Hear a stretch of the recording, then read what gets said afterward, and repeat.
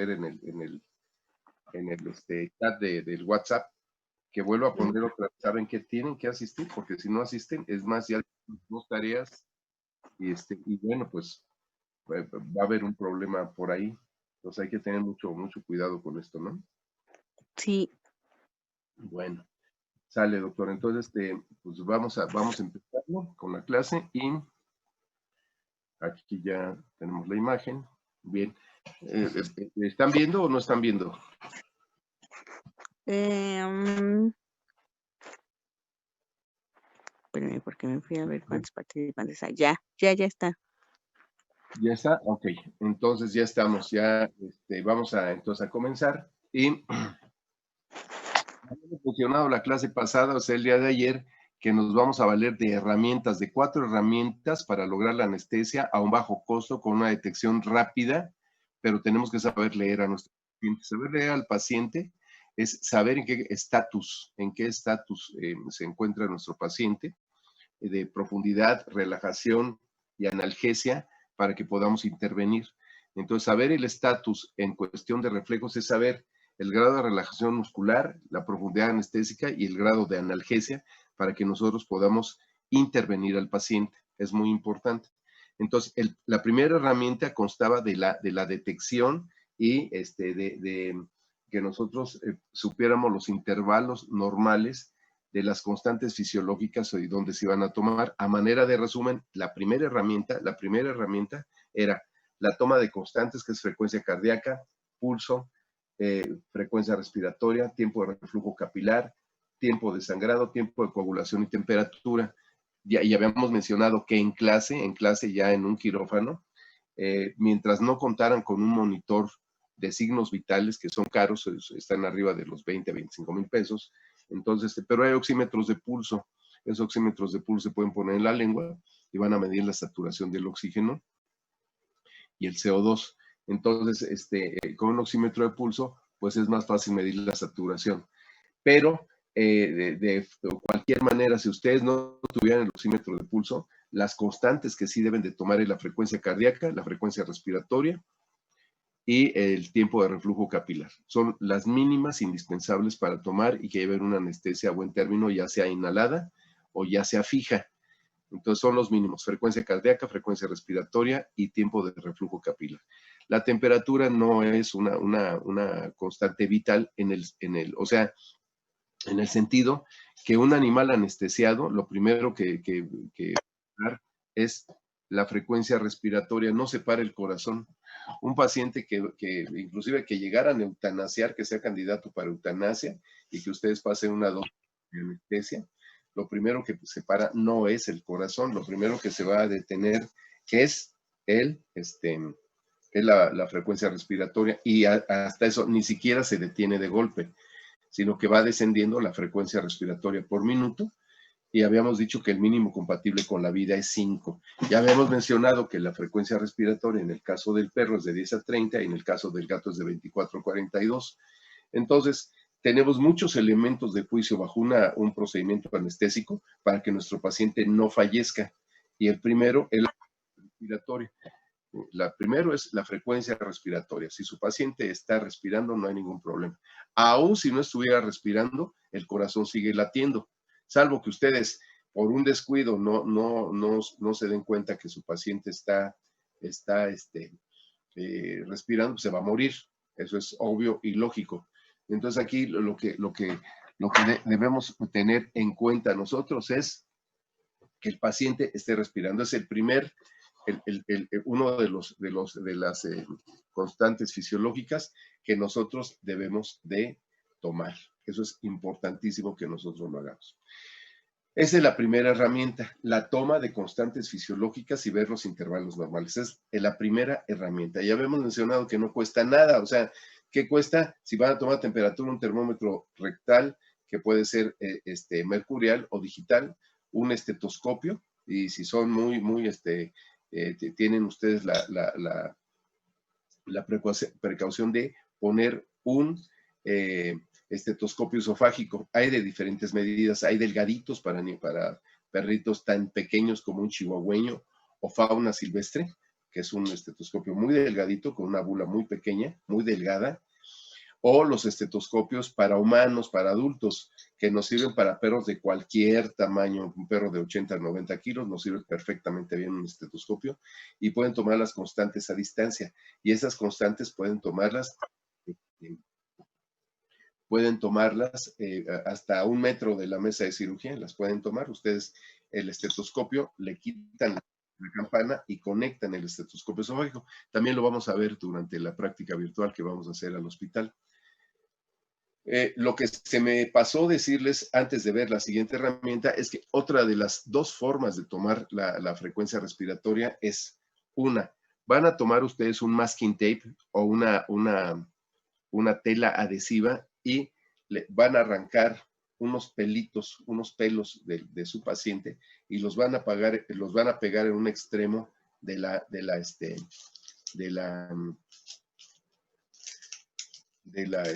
tela adhesiva o del masking tape. Supongamos que este es su masking tape.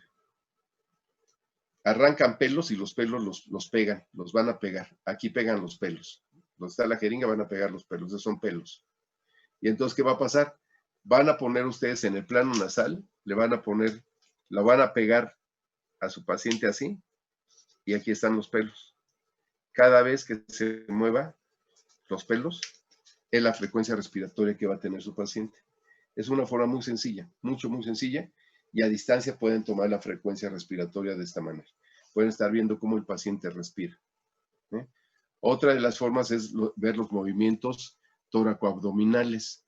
Sin embargo, como están puestos los campos quirúrgicos, va a ser difícil esta maniobra, sobre todo por el movimiento que están haciendo los operarios para intervenir los tejidos. Por eso la forma más confiable sería poner un masking tape o una tela adhesiva con pelitos, y cada vez que los pelitos se muevan, es la frecuencia respiratoria por minuto que va a tener. O la otra sería tener su estetoscopio esofágico, y si ustedes llegaran a operar solos, que no es lo más recomendable, es poner una bocina, ¿sí? Unos cables conectados al estetoscopio esofágico, conectados a una bocina para que se escuche la frecuencia cardíaca y respiratoria. Pero son prácticas de salvataje, pues supongamos que no tienen que les ayude. Bueno, que yo espero que no sea el caso. Si yo operé muchos años así, y la verdad era un irresponsable. Gracias a Dios no tuve problemas, pero fue porque utilicé anestesias fijas muy nobles, muy nobles. Las vamos a ver aquí, y me encantaría que las emplearan ustedes, porque a falta de máquina de anestesia es un buen recurso y pueden operar profesionalmente y bien, pueden operar bien a sus pacientes. Y con esto pues ir ahorrando para que en dado caso que ustedes se dediquen ya de lleno a la práctica de la medicina de las pequeñas especies o fauna silvestre o caballos, que es donde se hace más cirugía, pues tengan ustedes las posibilidades de hacer una cirugía bien, con una anestesia profesional. Bien, entonces una vez dicho esto, pasamos a la segunda herramienta. Entonces la primera, constantes fisiológicas, intervalos normales de las constantes fisiológicas. ¿Cuáles son las más importantes? Frecuencia cardíaca, frecuencia respiratoria y tiempo de reflujo capilar, porque la temperatura se toma al principio y al final de la cirugía. Si tienen un monitor de signos vitales, entonces el monitor les toma temperatura, frecuencia cardíaca, frecuencia respiratoria y PCO2, o sea, la saturación de oxígeno. Es lo que les va a tomar, y la gráfica, saquen gráficas, toda esta información. Bien, la siguiente va a ser la evaluación de los reflejos. La evaluación de los reflejos es muy importante, porque esta nos va a revelar el grado de profundidad de anestesia, el grado de analgesia y el grado de relajación muscular. Por eso es muy importante. Entonces, la segunda herramienta es la evaluación de los reflejos. Y vamos a ir viéndolos aquí. Vamos a ir viendo los reflejos. Aquí tenemos entonces pues los reflejos, y entonces vamos a tener los reflejos, que es la evaluación anestésica a través de los reflejos. Y vamos a tener entonces en una columna los reflejos, que son estos, los reflejos.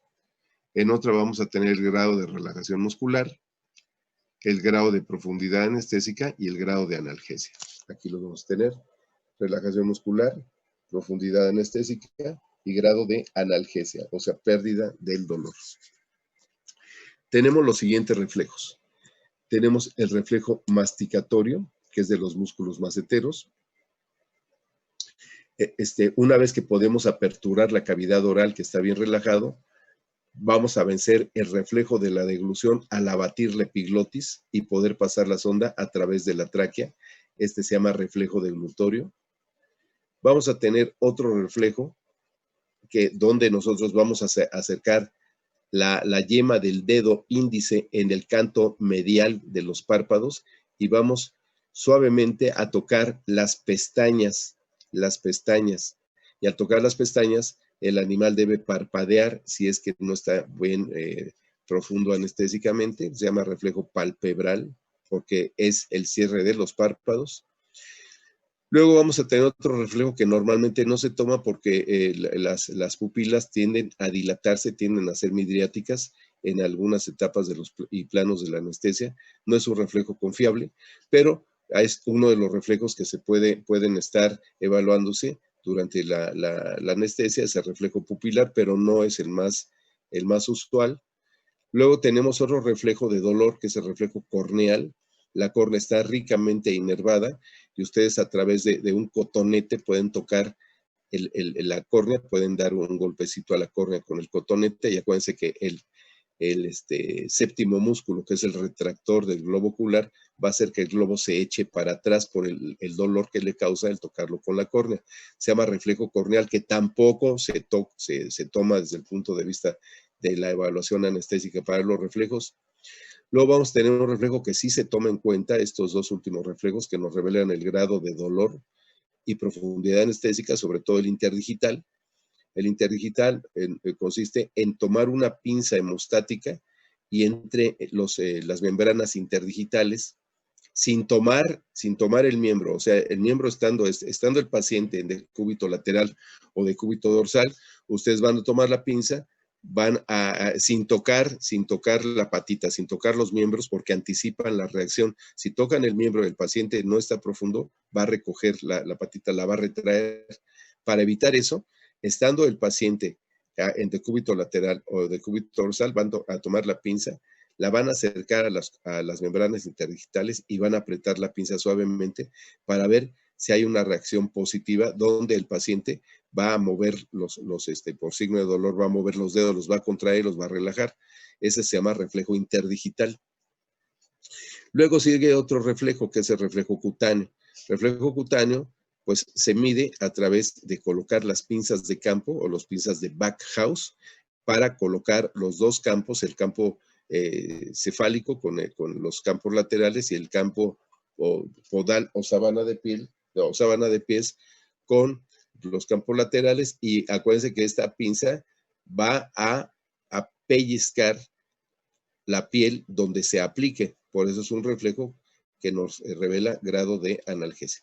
Entonces, resumiendo, el reflejo masticatorio consiste en abrir las fauces del paciente para saber si está con relajación muscular, como lo estamos viendo aquí, con el puntero. Estamos señalando el reflejo masticatorio de los músculos maceteros, nos revela grado de, permítanme, se me está acabando la pila.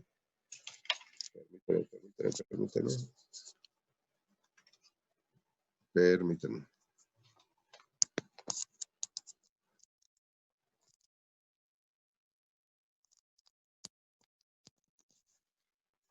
Ok, ya, discúlpenme. Entonces, estábamos viendo que el reflejo masticatorio nos va a revelar grado de relajación muscular, el reflejo masticatorio. Además, nos revela también grado de profundidad anestésica, el reflejo masticatorio. Si hablamos de reflejo deglutorio, bueno, pues ya estamos hablando grado también de profundidad anestésica en el reflejo deglutorio, grado de profundidad anestésica. Está profundo, podemos abatir la epiglotis y podemos evitar inclusive el reflejo de la tos, y vencemos el reflejo de la deglución al abatir con la punta de la sonda endotraqueal. Con esa punta vamos a abatir vamos a bajar la epiglotis para ver los primeros cartílagos, cricoides, tiroides y aritenoides y deslizar la sonda para que quede ocupada la sonda en la tráquea. Luego vamos a tener el reflejo palpebral que nos va a dar grado de profundidad anestésica para saber si nuestro paciente está bien profundizado y poder hacer la cirugía. Luego vamos a tener reflejo pupilar que les digo normalmente no se toma. No se toma porque hay algunos fármacos que producen midriasis. Entonces, por lo tanto, no se consulta. Vamos a tener reflejo corneal que no nada más nos va a revelar el grado de profundidad anestésica, sino que nos va a revelar grado de analgesia, que lo vamos a ver más adelante. El interdigital nos va a revelar grado de analgesia. El interdigital que tenemos por acá, señalando con el puntero, nos va a revelar grado de analgesia. Y el cutáneo también nos va a revelar grado de analgesia junto con el reflejo corneal. Entonces, los tres que nos van a decir grado de analgesia es el corneal, el interdigital y el cutáneo. El de relajación muscular únicamente el de los maceteros, el reflejo masticatorio. Todos los demás, incluyendo el masticatorio, deglutorio, palpebral, pupilar y corneal, nos van a revelar grado de profundidad anestésica. Aquí tienen el cuadro para que ustedes vayamos viendo, dividido, ¿verdad? Está dividido en los reflejos que están aquí. ¿Qué es lo que revelan? Solamente el masticatorio nos va a revelar grado de relajación muscular.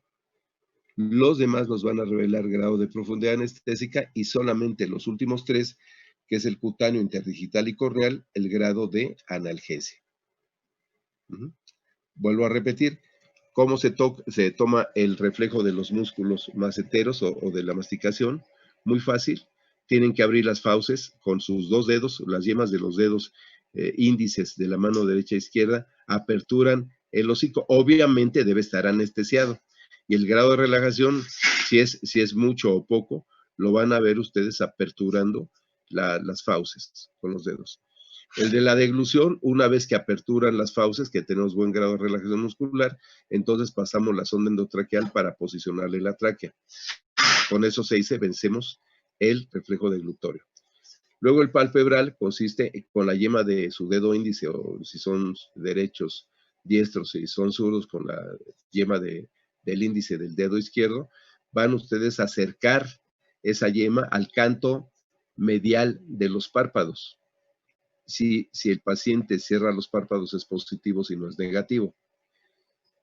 El reflejo pupilar no se toma, pero consiste en, con una lamparita la acercamos para ver si esa pupila se contrae, si hay miosis o hay midriasis, pero normalmente no se toma. El reflejo corneal consiste con un hisopo, ponerle o tocar la córnea para ver que el músculo retractor orbicular aviente el ojo hacia atrás por reflejo de dolor, que tampoco se toma.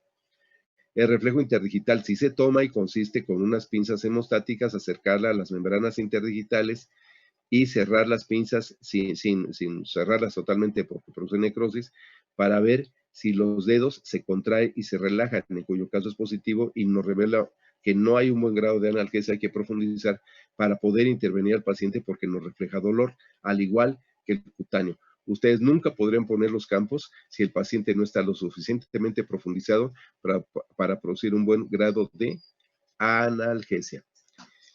Entonces, con eso estamos viendo la segunda herramienta. La segunda herramienta, pues, es los reflejos que nosotros vamos a tener. Entonces, la primera herramienta, constantes fisiológicas, intervalos normales y cómo se toman. Segunda herramienta, reflejos, la evaluación anestésica de los reflejos. Nos vamos con la tercera herramienta. La tercera herramienta es los preanestésicos y los anestésicos, todos aquellos fármacos para lograr la anestesia. Y esos preanestésicos, nosotros debemos de saber las dosis y debemos de saber dónde se aplican, por qué vías se van a aplicar. Eso es muy importante. Un segundo, por favor.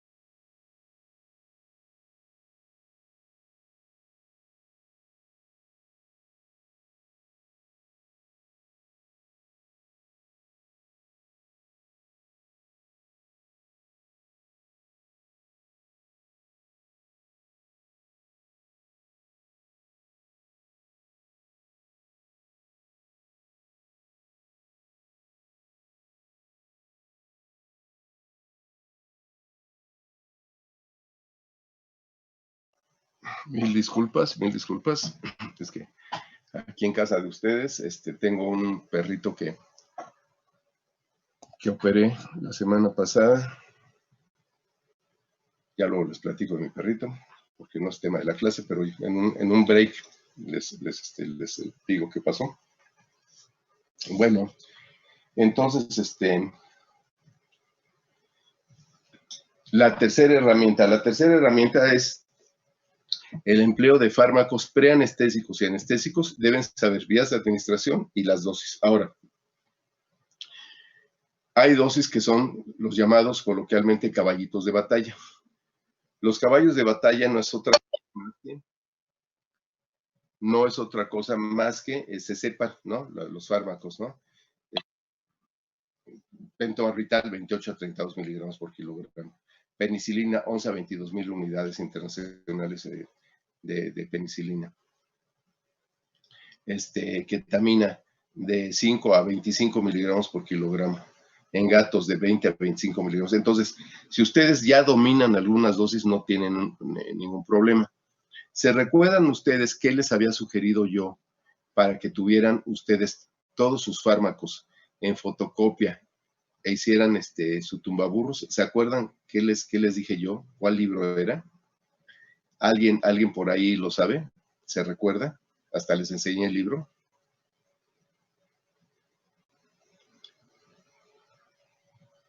¿Sí me están escuchando? ¿Alguien por ahí? Ok, muy bien, Monse, muy bien, Monse. Montserrat, sí, el Current Veterinary Therapy de Kirk, el libro Kirk.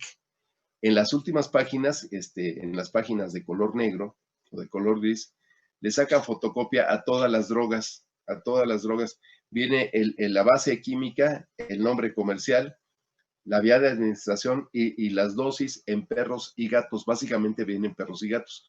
No hay necesidad de aprenderse las dosis. Sin embargo, cuando están trabaje todos los días, nosotros a la semana siempre tenemos cirugía. Es raro que una semana no tengamos cirugía. A veces tenemos 1, 2, 3, 4, 5 cirugías al día. Entonces, obviamente, la persona encargada de hacer la anestesia, que por cierto les va a dar algunos tips en la clase, que es el doctor Virgilio Gallegos, él es nuestro anestesiólogo, pues se tiene las dosis aquí, propofol, la ketamina, ¿cómo se llama? Bueno, todos los fármacos, la buprenorfina, todos los fármacos, ¿no? La nalbufina, la tiletamina y el solazepam, que es el Soletil. Ahora, muy utilizado, como ahorita está muy restringido el uso de medicamentos, pues hemos tenido que emplear otros fármacos nuevos que no teníamos acceso a ellos, pero estamos teniendo ya la posibilidad de emplear algunos otros fármacos. Muy bien, el Kirk's Current Veterinary Therapy. Sí, gracias, doctora Leslie. El libro de Kirk, ese es importantísimo, que está en la biblioteca. Vean la última edición, a lo mejor la última edición en la facultad de la edición número 10, 11, 12, no importa, las dosis ahí están, de acepromacina, de silacina, de todos los medicamentos que empleamos nosotros para hacer la anestesia, ¿no? Entonces es importantísimo que ustedes sepan esas dosis. Les digo, no es obligación que se las tengan así recordándola porque ni las están usando. Entonces, pero sí, ya en un examen tienen que dominar por lo menos 8 o 9 fármacos, sí deben aprendérselos, al menos durante el semestre. Cuando pase el semestre y se van a dedicar a medicina, cirugía, isotecnia de pequeñas especies, fauna silvestre o caballos, es importantísimo que sepan las dosis, se las tienen que saber, no hay de otra.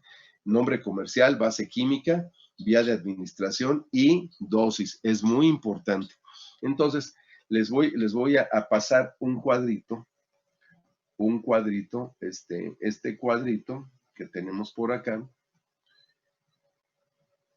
Si pudieran ustedes tomarle una foto a este cuadrito, se los voy a pasar y ya luego lo vamos a ir discutiendo. Entonces los voy a poner el cuadrito. Aquí está el cuadrito. Se los dejo fijos. Ustedes me dicen si ya la tienen la captura de pantalla.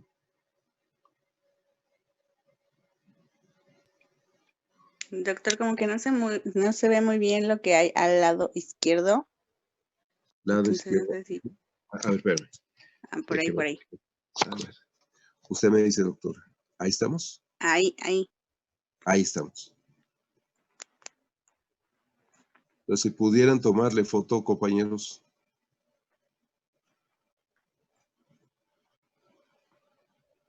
Listo, doctor, yo se los paso.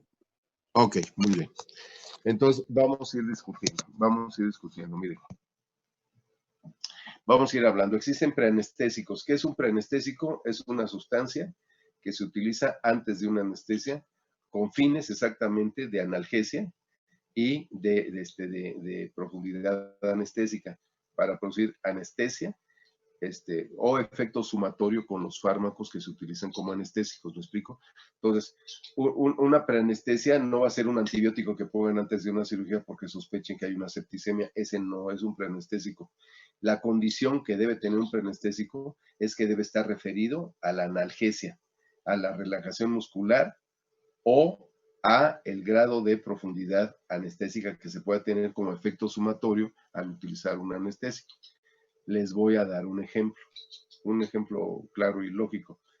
Si estamos utilizando ketamina, la ketamina es un excelente anestésico, pero si lo utilizan únicamente este fármaco, no va a producir anestesia, no va a producir relajación muscular, no va a producir analgesia. Entonces dicen, bueno, pues entonces el doctor está loco si dice que la ketamina es muy bueno. Sí, pero mezclada con un preanestésico y con un analgésico. Si lo utilizan, es una anestesia muy segura y esto se llama anestesia disociativa. ¿De acuerdo? Permítanme un segundito.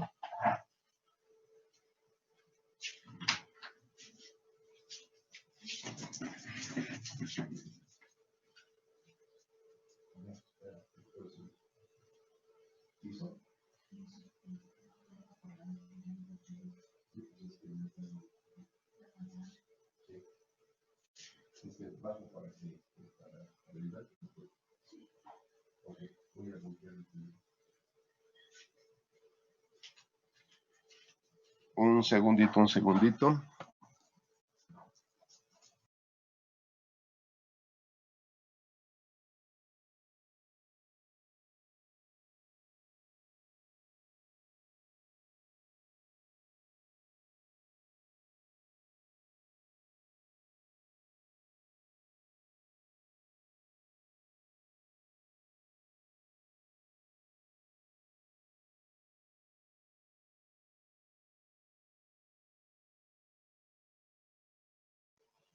Bueno.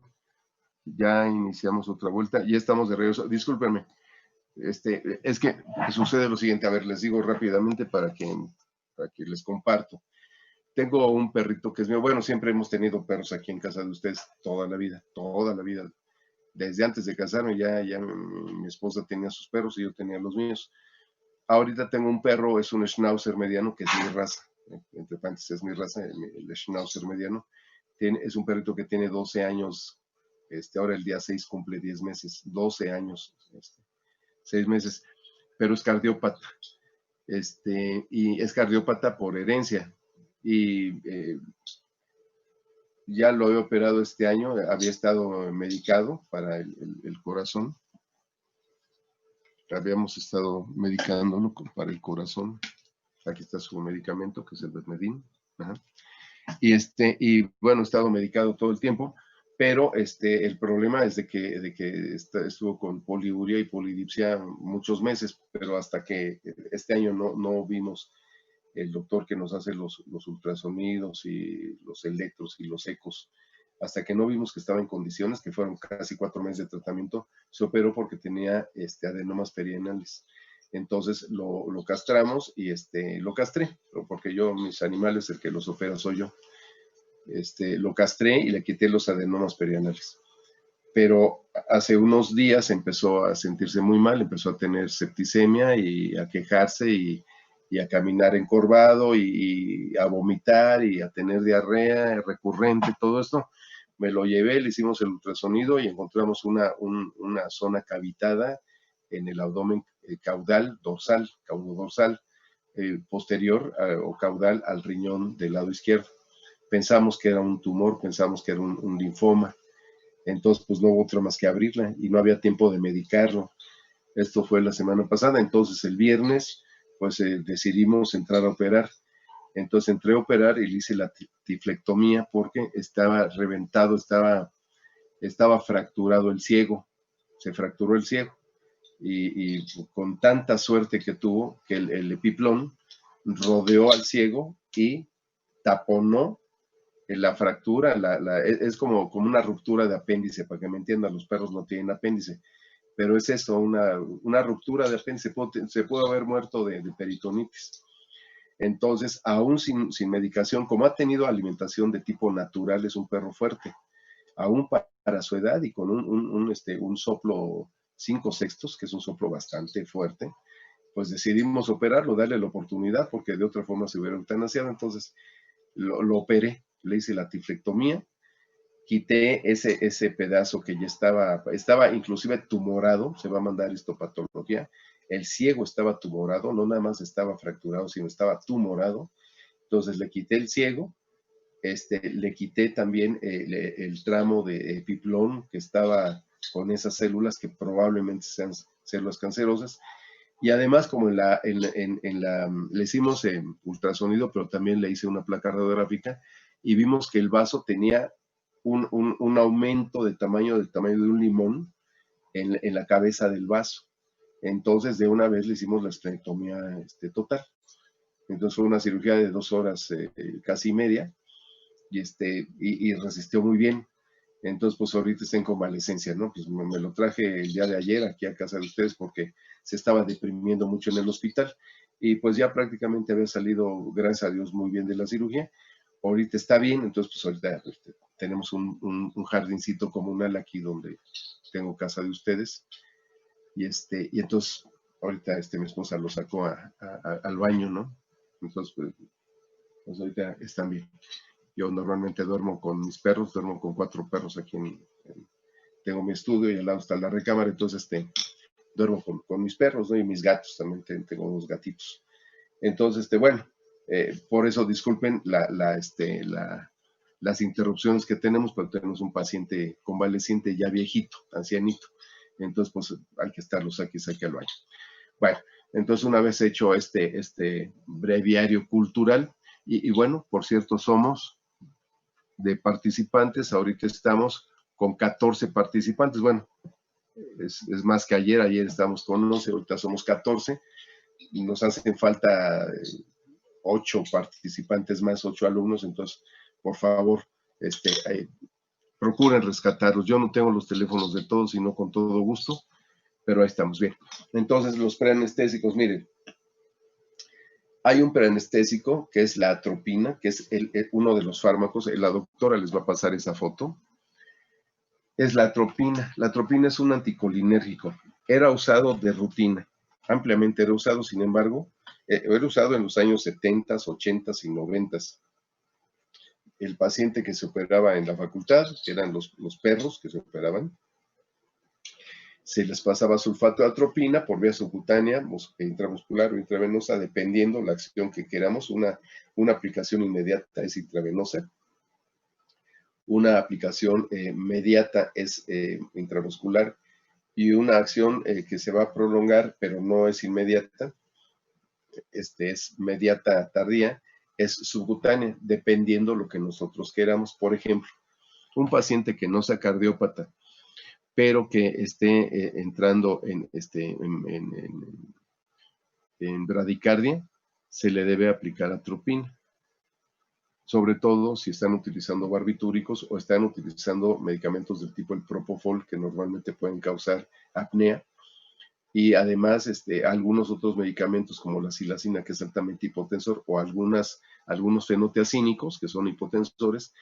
Entonces, esto va a hacer que se modere la acción del vago, del nervio vago, que es el que estimula a través de los fármacos anestésicos, estimula el corazón y entonces produce efectos negativos, que más adelante vamos a ver esos efectos negativos de los fármacos sobre el nervio vago. Entonces, ¿qué hace la atropina? Modera, modula, ¿sí? No es antagonista, va a modular, va a moderar la acción de los fármacos sobre el vago y va a evitar la bradicardia. Se maneja para la bradicardia, no se maneja de rutina, porque en algunos pacientes se ven efectos paradójicos, por eso no se utiliza. Solamente el anestesiólogo juicioso y con experiencia va a poder utilizar este tipo de fármacos. Entonces, la atropina se utiliza a dosis de 0.04 a 0.02 miligramos por kilogramo, ya sea intravenoso, subcutáneo o intramuscular. Les digo, no, las dosis, esta dosis, por ejemplo, anótenla, sí tienen que aprenderse en un examen, porque en un examen la doctora les va a poner, a ver, es una perra que tiene una piómetra y se le va a hacer ¿cómo se llama? La OSH.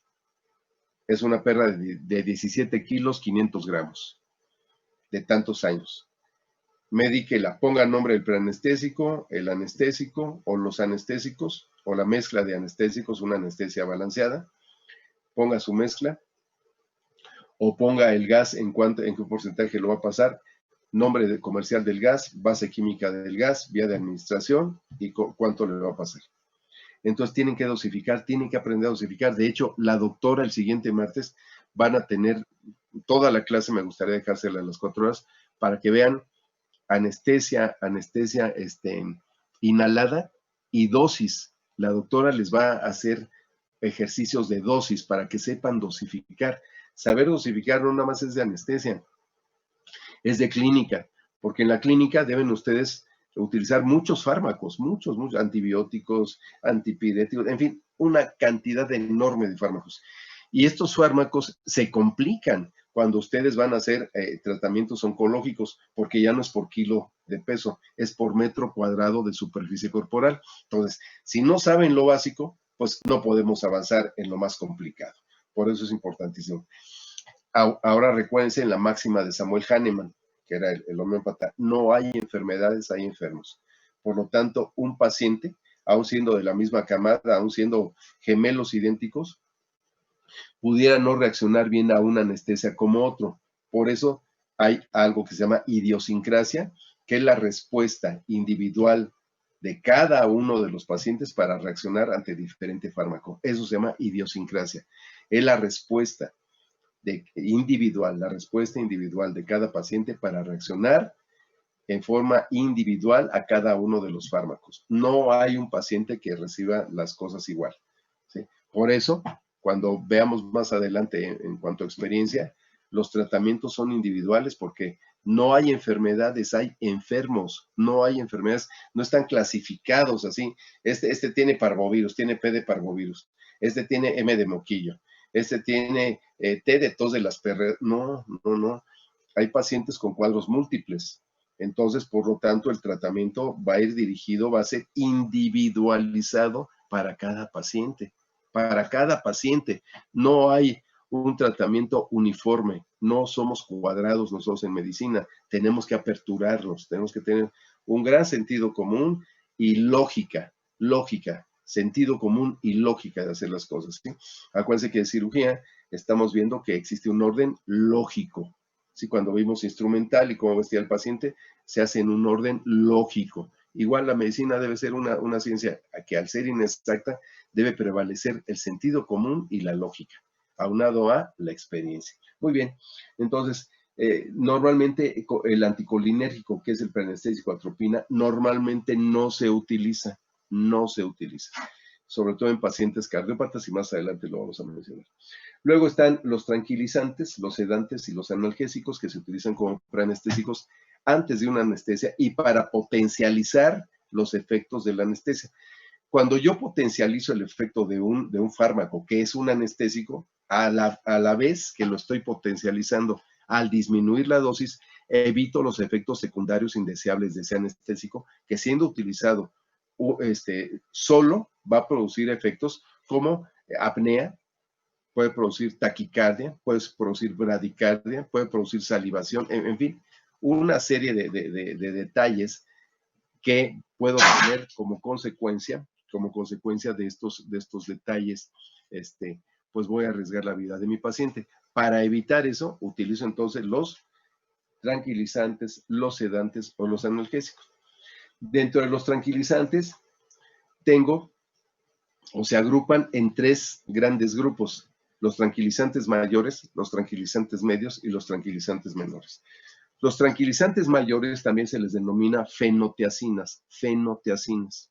Los tranquilizantes medios, butirofenonas, y los tranquilizantes menores, benzodiazepinas. ¿Sí? Dentro de los tranquilizantes mayores, el ejemplo clásico, el que tenemos a disposición ya ahorita, si ustedes van y lo compran con una receta cuantificada, es la acepromacina. La acepromacina es un preanestésico extraordinario, muy a pesar de que se diga lo contrario. Es uno de los preanestésicos más seguros que nosotros vamos a tener para poder utilizarlo. Entonces, la acepromacina. Existían hace mucho tiempo la propiopromacina, la promacina, que son también fenotiacinas, pero que no hay acceso en el mercado. Por ejemplo, no hay acceso a un medicamento que es la propiopromacina, que es el Convelem. Ya ni existe el Convelem de Laboratorios Bayer, no existe, ¿no? O el Trambet, tampoco existe el Trambet. Entonces, ya son medicamentos que han quedado caducos, desaparecidos. O el Promacé, que era promacina, ya no existen.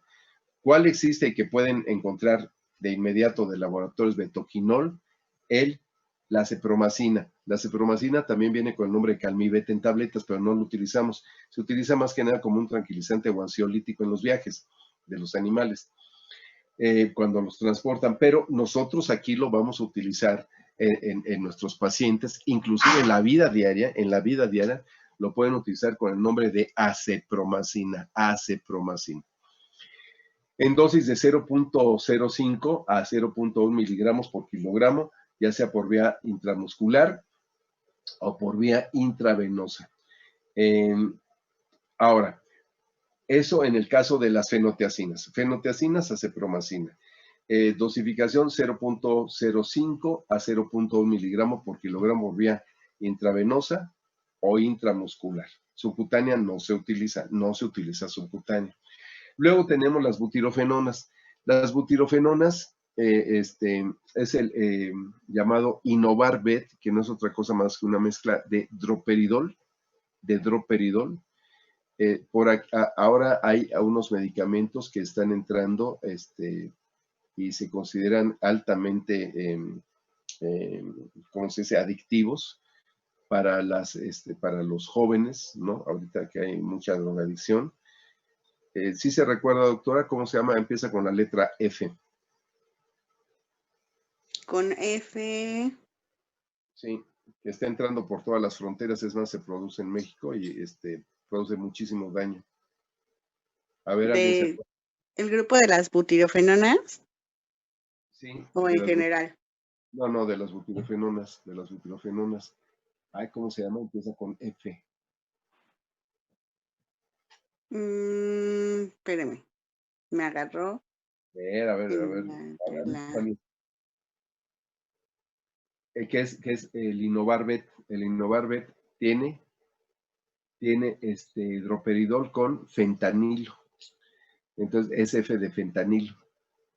El fentanilo, el fentanilo, nosotros ya lo estamos utilizando en el hospital porque no existe, no es que no exista, sino que por la demanda ya no tenemos propofol y ya no tenemos ketamina.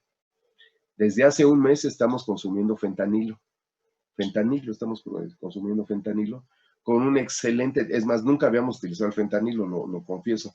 Entonces, nuestro anestesiólogo lo tuvimos que comprar y tuvimos que comprar mucho porque ya no hay, o sea, y tenemos cirugía, entonces ni modo de no utilizar. ¿Usted no tiene problemas con los anestésicos, doctora, para comprar anestésicos? Pues por los que son de uso humano, que son controlados, sí, o sea, como que, por ejemplo, la buprenorfina, que es de uso humano, de repente por consumo ahorita, sobre Sí. todo, no hay. No hay, ni tampoco nalbufina, ¿no? El La bufigen tampoco. nalbufina ya tiene mucho que no la conseguimos, entonces más bien están utilizando justo, ¿no? Como otros fármacos, droperidol y así. Sí, nosotros fíjese que no tenemos ya ahorita acceso ni al propofol, que no hay, no está agotado el propofol, está agotada la buprenorfina y la nalbufina, están agotados, no hay. Entonces compramos fentanilo, que está prohibidísimo, pero pues con receta cuantificada, ni modo. Fentanilo y estamos utilizando también, nunca lo utilizamos, ya estamos utilizando tiletamina con solazepam, que es el soletil.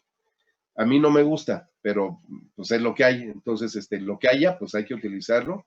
Tenemos un anestesiólogo experimentado. Bueno, si no está él, tenemos dos anestesiólogos más de repuesto, la doctora José y ahorita la doctora Marlene, que son los que están haciendo las anestesias. Pues hay que entrarle al toro, ni modo, hay que entrarle al toro y estamos ya se estudió muy bien el anestesiólogo el fentanilo, el uso del fentanilo, estamos haciendo muy buenas anestesias, de hecho mi perro se operó con fentanilo, entonces, y cardiópata y todo salió muy bien.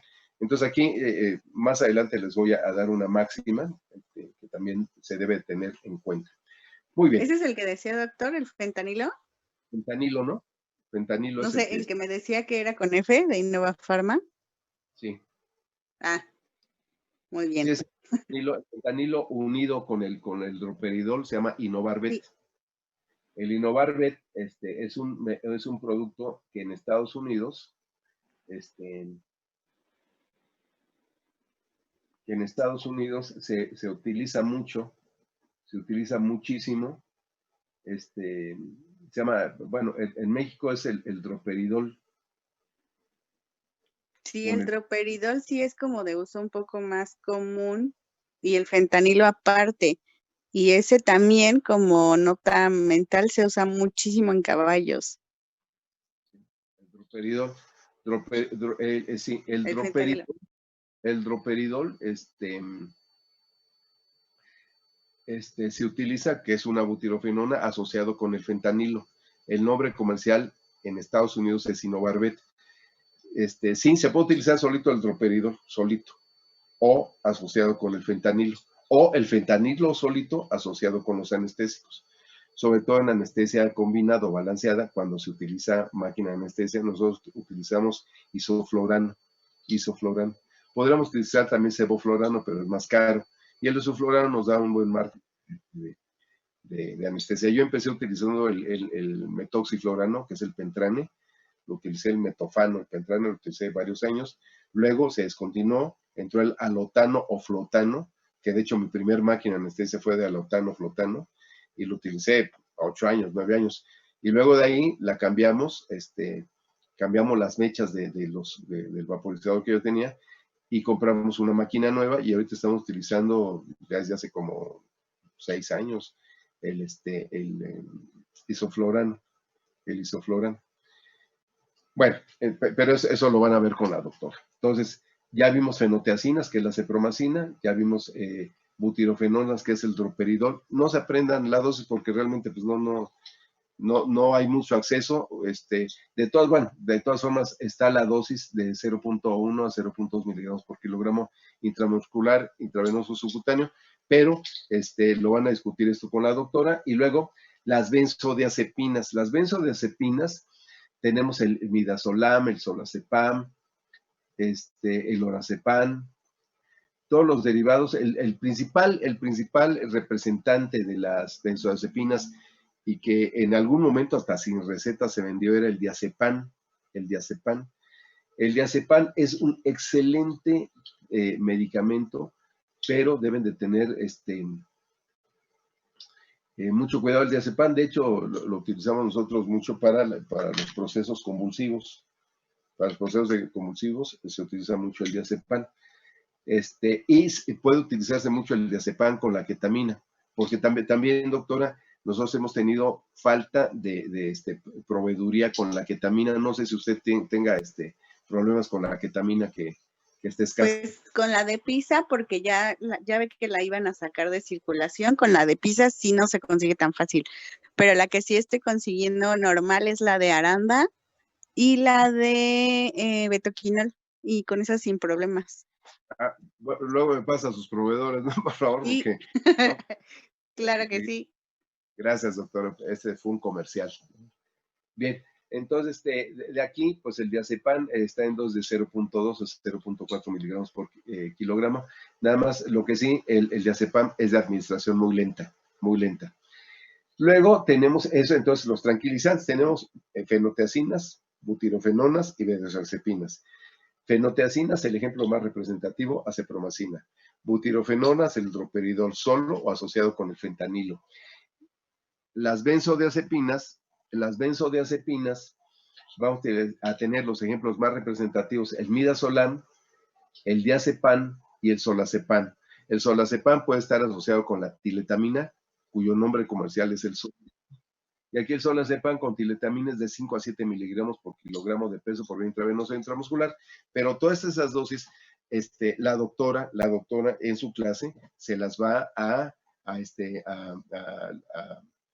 poner en ejercicios para que memoricen, recuerden, y sí tienen que saber esas dos, al menos en examen. Muy bien, luego de sedantes tenemos el ejemplo más clásico, que ese sí se sigue vendiendo, se sigue teniendo acceso, es la gilacina o silacina. El nombre comercial, bueno, ahora ya hay muchas gilacinas, pero en mi época era el Rompun de Laboratorios Bayer, Rompun. Muy utilizado en fauna silvestre, muy utilizado. Y a dosis bajas lo puedo utilizar. Yo en realidad no tengo experiencia con el uso de la gilacina. Mi experiencia quedó, casi fue de debut y despedida. Lo llegué a utilizar por los años 70, pero con el gran riesgo de que utilizado solo, aparte que los pacientes, realmente es un medicamento muy potente, produce una gran hipotensión. Los pacientes, es difícil levantar la presión arterial con dosis altas de gilacina. Las dosis es de 0.05 a 0.1 miligramos por kilogramo de peso y por vía intramuscular o por vía intravenosa. Es muy potente, muy potente, muy potente. Entonces tengan mucho cuidado porque es altamente hipotensión. La presión arterial se va al piso. Las mucosas se les ponen pálidas, blancas. Entonces yo tengo mucho respeto con este medicamento. Sin embargo, sí lo utilizamos en el hospital. O sea, en el hospital utilizamos casi todos los medicamentos. Casi todos los medicamentos. Yo dejé de hacer anestesias, lo confieso, hace 6 años. Hace 6 años que ya no anestesio. No anestesio. Antes anestesiaba y anestesié durante mucho tiempo con anestesia disociativa. Muchos años, más de 20 años, utilicé anestesia disociativa. En la actualidad existen tantos fármacos que ya tenemos anestesiólogos especializados. Si no puede uno, tenemos dos más que se anestesia con gran éxito y ahora con la máquina, pues utilicé máquina los primeros años y la arrumbé la máquina al utilizar anestesia disociativa. Una maravilla que vamos a ver también para los que no puedan comprar una máquina de anestesia, es una maravilla la anestesia disociativa. Ya no la usamos la anestesia disociativa, salvo algunos casos, porque tenemos la máquina de anestesia, tenemos oxígeno, tenemos el medicamento, el fármaco, entonces no es que quede relegada, sí se domina y sí se utiliza, sobre todo en profilaxis dentales o procedimientos de alguna radiografía o posicionamientos, en fin, algunos procedimientos se sigue utilizando la disociativa. Muy bien, y luego tenemos, esos son los sedantes. Los sedantes es los agonistas alfa-2. El ejemplo clásico es la gilacina o silacina. Y luego tenemos los analgésicos narcóticos, los analgésicos narcóticos. El ejemplo clásico es la nalbufina con el nombre de Bufigen de Laboratorios PISA, a dosis de 0.03 a 0.1 miligramos por kilogramo por vía intravenosa en el perro. Y que es donde más se utilizan. Y llegamos a utilizar muchísimo también el butorfanol, y dentro de estos analgésicos narcóticos, también llegamos a utilizar algunos derivados de la morfina, la oximorfona y la morfina. Están muy restringidos, los utilizamos muy poquito. No es que hayan salido del mercado, están reservados al Seguro Social. Entonces, en alguna ocasión en el mercado negro llegamos a conseguir algunos que se utilizaron, pero son muy adictivos. Por eso, aparte que podemos tener problemas, porque sí, les confieso, en algunas ocasiones llegamos a utilizar estos medicamentos del Seguro Social y ya no más, porque no queremos que en una revisión nos clausuren o podamos ir hasta prisión. Entonces, esos medicamentos no, solamente los que están autorizados, que son de uso humano, que podemos utilizar, que están aprobados, o de uso veterinario. Muchos no existen de uso veterinario, por decir el fentanilo no existe como tal para uso veterinario, tal vez en Estados Unidos con el nombre de Inovarvet, pero en México no lo tenemos. Entonces, algunos, inclusive la nalbufina es de uso humano, el bufigen es de uso humano, y el midazolam también es de uso humano. No sé, por ahí habrá algún laboratorio veterinario, pero de ahí en fuera, pues casi todos los utilizamos con este fin. Entonces estamos hablando de preanestésicos. Vamos a hacer el resumen. Preanestésicos. Los preanestésicos se dividen en anticolinérgicos. Los anticolinérgicos, el ejemplo representativo es la atropina. Si ven la tablita está el glucopirrolato, no lo utilizamos la atropina, tenemos más acceso. Los anticolinérgicos no son tranquilizantes. Vamos a ver los efectos de los anticolinérgicos. No son tranquilizantes. Y luego tenemos los que hacen efecto sumatorio para producir profundidad anestésica, relajación muscular y analgesia. Estos se dividen en tres, que son los tranquilizantes, los sedantes y los analgésicos. Los tranquilizantes, los sedantes y los analgésicos. A su vez, los tranquilizantes se dividen en tres, mayores, medios y menores: fenotiacinas, butirofenonas y benzodiazepinas. De fenotiacinas tenemos la cepromacina. De butirofenonas tenemos el dorperidol añadido al fentanilo, y de benzodiazepinas tenemos el diazepam y el midazolam, que son los ejemplos clásicos de uso de los caballitos de batalla, junto con el solazepam, que tiene el nombre de Soletil. Y finalmente las benzodiazepinas, pues estamos utilizando más que nada el diazepam, bueno, ya les había dicho el diazepam, midazolam y la tiletamina. Los sedantes están los agonistas alfa-2, que es la gilacina. Y finalmente, los analgésicos, que son los analgésicos narcóticos, está el butorfanol, la nalbufina, el fentanilo, también, que se utiliza asociado, con el nombre de fentanil, pero les digo, están muy restringidos, y la morfina, que normalmente no van a tener acceso a ella, porque por los problemas de narco y todo esto que existe, ¿no? Entonces, estos medicamentos tranquilizantes, sedantes y analgésicos son preanestésicos que, si se usan, uno, van a disminuir la dosis total del anestésico porque potencializan la anestesia. 2.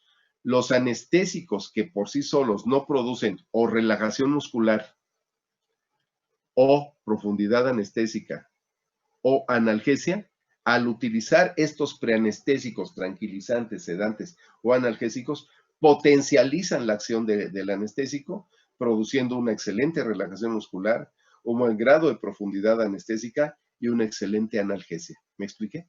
Entonces, por eso se utiliza. Y tenemos los dos, los anticolinérgicos y los tranquilizantes, sedantes y analgésicos. Más adelante vamos a ver los anestésicos. Vamos a detenernos en las propiedades farmacológicas de los anticolinérgicos para que ustedes entiendan. Y vamos a ver un pequeño resumen de farmacología, cómo se divide. Entonces, vamos a ir viendo esto. Se los voy a poner aquí. Permítanme un segundito. Ok. Aquí lo vamos a pasar. Ahí estamos. Entonces vamos a ver un resumen de las divisiones del sistema nervioso. Un resumen. El sistema nervioso, que está aquí con el puntero, que lo estoy señalando aquí con el puntero, se divide en sistema nervioso central y sistema nervioso periférico. ¿Sí?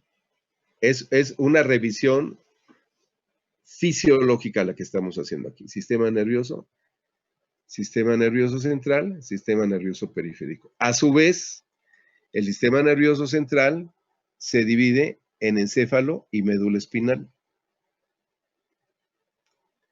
Y el sistema nervioso periférico, a su vez, se divide en somático, sistema nervioso somático, y sistema nervioso autónomo. Entonces, una vista. Sistema nervioso se divide en central y periférico. El central en encéfalo y médula, y el periférico en somático y autónomo. A su vez, el sistema somático es el sistema voluntario. Nosotros a voluntad podemos regular este sistema nervioso periférico. El sistema nervioso autónomo se divide en simpático y parasimpático. Y finalmente vamos a ver los mediadores químicos para cada uno de ellos en las sinapsis neuromusculares. Y tenemos entonces que para el voluntario tenemos como mediador químico la acetilcolina y funciona en el somático, aquí lo estamos viendo, el mediador químico de la terminal neuromuscular, la placa, es la acetilcolina. Ajá. Para el simpático, nosotros vamos a tener la acetilcolina y la noradrenalina, y para el simpático, exclusivamente acetilcolina. Entonces, solamente para el simpático tenemos la acetilcolina y la adrenalina, para el simpático. Para el parasimpático, acetilcolina. ¿Sí quedó claro? Este sería una vista. Recordando, sistema nervioso periférico, ya el periférico nada más, somático y voluntario. Somático voluntario es la acetilcolina. El sistema nervioso autónomo, simpático, parasimpático.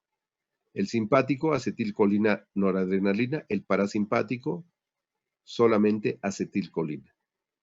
¿Queda claro? Entonces, esto ya lo saben porque ya vieron farmacología. Yo nada más les estoy pasando un recordatorio a fin de que podamos hablar desde el punto de vista farmacológico por qué se utilizan los anticolinérgicos. A los anticolinérgicos también se les llama antiespasmódicos, antimuscarínicos, antiparasimpáticos, atropínicos, colinolíticos, espasmolíticos, parasimpaticolíticos, simpaticomiméticos o simpático-miméticos o simpatomiméticos también. ¿Y qué es lo que hacen los anticolinérgicos? Bueno, dicen, compiten por los receptores colinérgicos muscarínicos y al ocuparlos evitan que la acetilcolina produzca su acción. O sea, van a bloquear a la acetilcolina del parasimpático, Disminuyen los efectos farmacológicos de los impulsos nerviosos parasimpáticos, ¿sí? Fíjense. Disminuyen los efectos farmacológicos de los impulsos nerviosos parasimpáticos. Si estamos utilizando un fármaco que esté estimulando el parasimpático, su principal efecto es sobre el corazón, produciendo bradicardia. ¿Me explico? Entonces, tenemos un fármaco que al ser aplicado produzca bradicardia, es porque está ejerciendo su acción estimulante. ¿En dónde? En el parasimpático. ¿Cuál es el ejemplo del parasimpático? El nervio vago. Y el nervio vago discurre desde la tráquea hasta los intestinos. El vago es la rama parasimpática, que es la rama desaceleradora. La rama aceleradora es el simpático, es el nervio simpático que también va desde la tráquea hasta abajo. Entonces, uno lo acelera, otro lo disminuye. ¿Quién lo acelera? El simpático. ¿Quién lo disminuye? El parasimpático, al grado tal de producir paro cardíaco. ¿Me explico? Entonces, ¿qué hace la atropina? La atropina disminuye los efectos farmacológicos de los impulsos nerviosos parasimpáticos. ¿Me expliqué? Es lo que hace básicamente. Entonces, ¿cuáles son las propiedades farmacológicas de la atropina? Bueno, bloquea los efectos desaceleradores vagales sobre el marcapaso, evitando bradicardia. Ahorita lo vamos a ver, bradicardia. Sin embargo, como efecto paradójico, podemos tener nosotros la inducción de taquicardia. Si estamos utilizando atropina en un paciente que pudiera ser cardiópata y podemos generar un efecto acelerador al bloquear el efecto estimulante del parasimpático, producimos un efecto paradójico de taquicardia en el simpático. Por lo tanto, no se utiliza en pacientes cardiópatas. La atropina no debe utilizarse en pacientes cardiópatas porque al incrementar la frecuencia cardíaca y la fuerza de contracción del músculo cardíaco, puede producir edema de pulmón, Por eso no se utiliza en pacientes cardiópatas. No se utiliza en pacientes cardiópatas y estos pacientes son candidatos a un tipo de anestesia general especial con fármacos que no produzcan aceleración o no produzcan estimulación de reflejo vasovagal. Por eso es muy importante. Y ese efecto paradójico que produce al producir taquicardia puede producir o llegar a producir una depresión cardíaca al producir este efecto paradójico. Por eso no debe ser utilizado. ¿En dónde? En cardiópatas.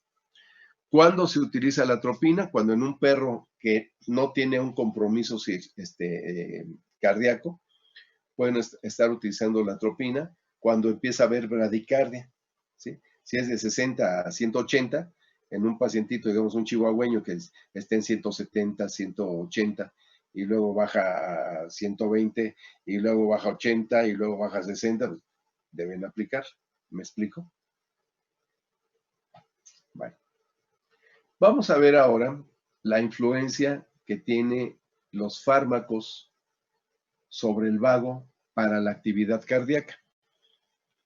Acuérdense que lo más grave que puede pasar en un paciente anestesiado es que tenga paro cardíaco. Es lo más grave. Pero antes existen alarmas. ¿Cómo qué? Paro respiratorio. Y antes de haber esa alarma hay otra alarma, que es la baja de la frecuencia respiratoria. O sea, no se da de que, ¡ay, ya tiene paro respiratorio! No, no se da eso. Si se da, es por sobredosificación de anestesia o porque ustedes no revisaron a su paciente. Ese es un error humano, no es un error atribuible al fármaco. El fármaco ahí está, las dosis las tienen que saber para aplicarlas. Entonces, la aplicación juiciosa de los medicamentos llevan a cabo una anestesia adecuada y exitosa. Bien.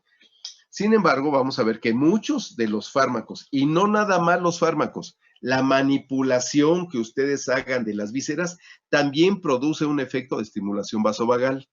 O sea, es el fármaco más la manipulación. Entonces hay depresión. ¿A qué nivel? Nivel cardíaco. Y ahí sí se nos complica la situación. Entonces vamos a ver algunas de las influencias del vago sobre la actividad cardíaca. Efectos negativos de la actividad cardíaca, ¿sí? Entonces, influencia del vago sobre la actividad cardíaca. Tenemos 4 influencias sobre el nervio vago. Entonces vamos a tener que, 1, disminución de la frecuencia cardíaca. Eso se llama cronotropismo. Cronotropismo. Va a haber una disminución de la frecuencia. Disminución del cronotropismo. O sea, tiene un efecto cronotropo negativo si estimulamos el vago, ya sea por vía farmacológica o por vía manual, al hacer una cirugía. Luego, lentificación de la velocidad de conducción de la excitación en su transferencia desde las aurículas a ventrículos, es decir, dromotropismo. Otra vez, es una lentificación de la velocidad de conducción de la excitación en su transferencia desde las aurículas hasta los ventrículos. Si lo buscan en el diccionario de terminología médica Salvat, se llama dromotropismo o dromotropo. Dromotropo es el efecto para lentificar la velocidad de conducción de aurículas a ventrículos. Eso se llama dromotropismo negativo. ¿De acuerdo? Ya llevamos 2. Luego, disminución de la fuerza de contracción del miocardio se llama inotropismo, inotropo. Negativo si estimulamos por vía farmacológica o vía manual, al manejar las vísceras, al corazón. ¿De acuerdo? Entonces tenemos un inotropismo negativo, que es la disminución de la fuerza de contracción del miocardio. Se llama inotropismo. Y luego vamos a tener un batmotropismo, que es la reducción de la excitabilidad del miocardio. O sea, reducimos que el miocardio se excite. Y al disminuir que se excite, disminuimos la conducción. Y al disminuir la conducción, disminuimos la contracción. Y al disminuir la contracción, disminuimos la frecuencia. Se va dando en cascada. Entonces, lo primero es que se produce un batmotropismo negativo. Reducimos la excitabilidad del miocardio. No se excita. Al no excitarse, ¿qué pasa? Se lentifica la velocidad. O sea, del batmotropismo hay un dromotropismo. Y al no haber, o al haber una lentificación de la velocidad de conducción de las transferencias de la excitación de las aurículas a los ventrículos, producimos una disminución de la fuerza de contracción, inotropismo, y hacemos una lentificación en cuanto a la frecuencia cardíaca. Es decir, late menos el corazón, hay una bradicardia. Entonces, de un batmotropismo nos vamos a un dromotropismo, de ahí a un inotropismo y de ahí a un cronotropismo. Entonces, tenemos 4 acciones: la acción cronotrópica, la acción dromotrópica, la acción inotrópica y la acción batmotrópica. ¿Sí? Una es de la frecuencia, otra es de la excitación y conducción, la otra es la fuerza con la que se contrae y la otra es la excitabilidad del músculo cardíaco. Todas ellas, ¿cómo se logran? O bien por efecto farmacológico. El ejemplo más representativo sería los barbitúricos, pero existen otros fármacos. De hecho, todos los fármacos preanestésicos o anestésicos que estén relacionados con relajación muscular, grado de profundidad anestésica, esos básicamente van a producir efecto negativo sobre el vago, o sea, un reflejo vasovagal negativo. ¿Y qué es lo que sucede a nivel cardíaco? Bueno, lo que sucede a nivel cardíaco es que nosotros estamos aquí hay un corazón para que vean ustedes. Tenemos el nervio vago, ahí está el nervio vago, derecho, izquierdo, ¿sí? Nervio vago, este es el parasimpático, que está representado en rojo, y en negro está el acelerador, que es el simpático. Estos nervios discurren a través de las aurículas y ventrículos, y tenemos nosotros unos nódulos o ganglios, ¿verdad? Este es el nódulo seno auricular.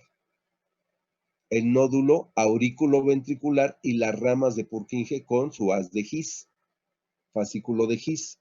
Entonces tenemos acá arribita con el puntero el nodo seno-auricular, el nodo aurículo-ventricular y las ramas del haz de His con sus células de Purkinje, que están hasta acá abajito, que se van al ápice del corazón. Entonces entramos por la base del corazón, por la base, discurren el nervio vago derecho o izquierdo con el simpático derecho o izquierdo. El nervio vago, si lo estimulamos, es desacelerador. El nervio simpático es acelerador. Este produce bradicardia y el simpático produce taquicardia. ¿Quedó claro? Taquicardia. Entonces, si nosotros utilizamos un fármaco depresor, estamos afectando al simpático. Si nosotros, estando el paciente anestesiado, no hacemos una correcta manipulación de tejidos y sobremanejamos los tejidos, ¿qué hacemos? Estimulamos al nervio vago con todos los efectos negativos, cronotrópico, tromotrópico, inotrópico y vasnotrópico, negativos hacia el corazón, para producir una bradicardia y consecuentemente un paro cardíaco. ¿Ven la importancia de la estimulación vasovagal? Esto es de primaria.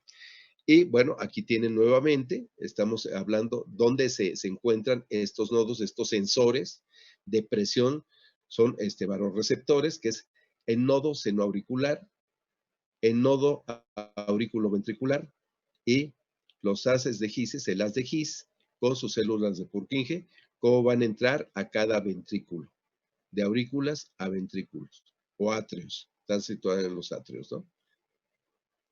¿Sí? Entonces, esto lo ven en cualquier libro de fisiología, esta imagen no está otra, cualquier libro de fisiología lo ven, o inclusive hasta de fármacos.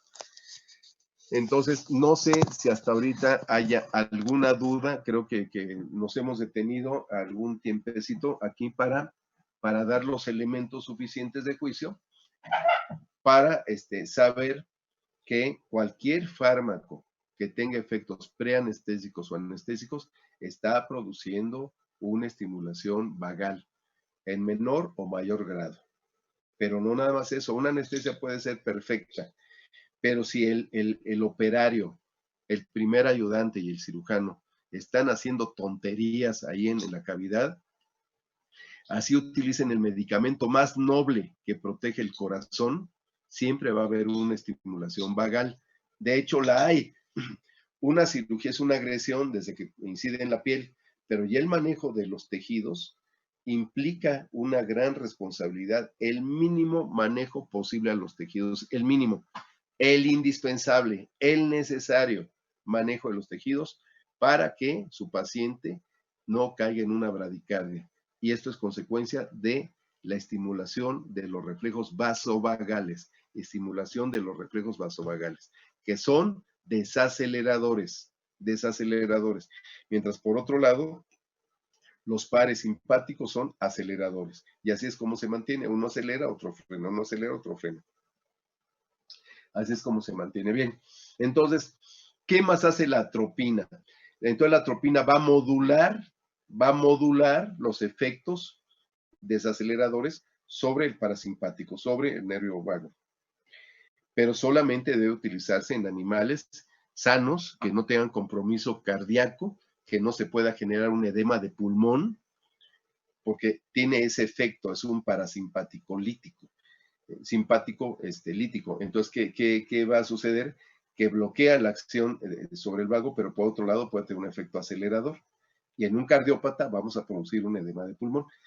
Pero ¿qué más hace la atropina? De hecho, la atropina reduce las secreciones glandulares de las glándulas salivales, la secreción de lágrima, de las glándulas bronquiales y llega a producir resequedad de los broncos y luego procesos de irritación. Por eso hay que pensar en utilizarla. En algunos casos, en el músculo liso produce broncodilatación, reduce el tono vesical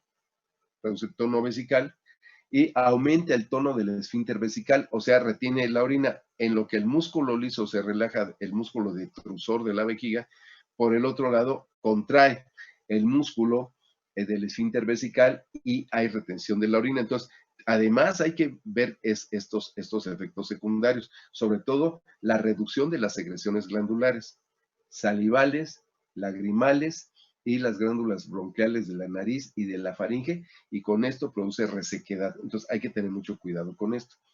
Además, en el ojo bloquea el tercer par craneal y produce midriasis, va a producir midriasis. Un paciente atropinizado tiene midriasis. Alguien que llega ahí a la cirugía, ¡ah, ya se te murió el paciente! Tiene midriasis, ya se te murió. Es más, le pones usted la lamparita y no hay miosis, hay midriasis. No, es que está atropinizado. Hay un grado de midriasis. Entonces, eso es lo que produce el bloqueo del tercer par craneal. Además, no nada más inhibe la secreción de la lágrima, de los bronquios, de la nariz, y y de las glándulas salivales, sino que también de las glándulas gástricas, inhibiendo las secreciones ácidas del estómago. Y a dosis altas genera irritabilidad, intranquilidad y excitación, sin ser un medicamento que produzca anestesia, ni tranquilización, ni sedación, ni analgesia.